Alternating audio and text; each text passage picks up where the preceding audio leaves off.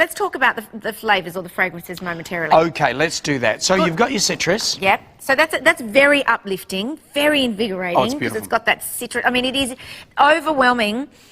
The aroma when you get in the shower, you turn it on instantaneously, it will come through and you will go, wow! Yeah. Now I know what AJ and Jamie were talking about. There it is. Same thing with these guys. Your eucalyptus is going to be your antibacterial option there. It is also really, really fresh. Got that eucalyptus scent to it. And the rose, of course, is like that old-fashioned grandma's roses in the garden. 30 new... Are you going to be expressing? No, I won't. I'm experimenting.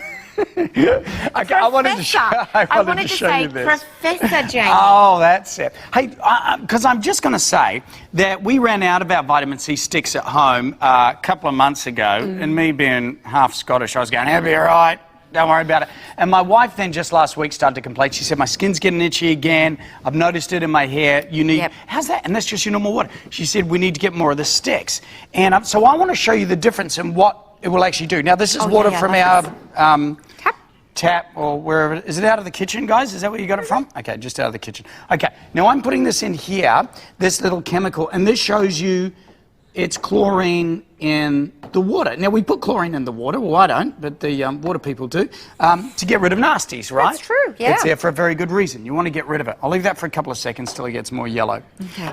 But if we can clean that water another way and get rid of the chlorine, that means our skin's not getting dried off. You know, when you get out of a swimming pool, and then you don't shower or anything, you go to bed, it's like... A bit crusty.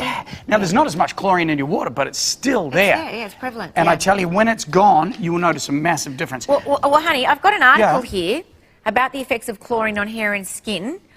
Do you want to do that first? No, you go. You read that. I was like...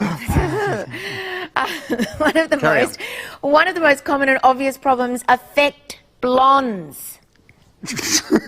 What's wrong with blondes? Blonde hair is known to turn green, yes, because of the exposure to copper, pipes and chlorine. Wow. Right? So the skin problems could also occur in frequent swimmers. If you think about it, skin is the largest organ in the body. While technically waterproof, the skin can absorb contaminants from water.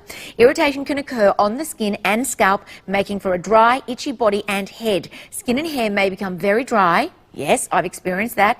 Hair can become unmanageable and colour-treated hair can be ruined. True.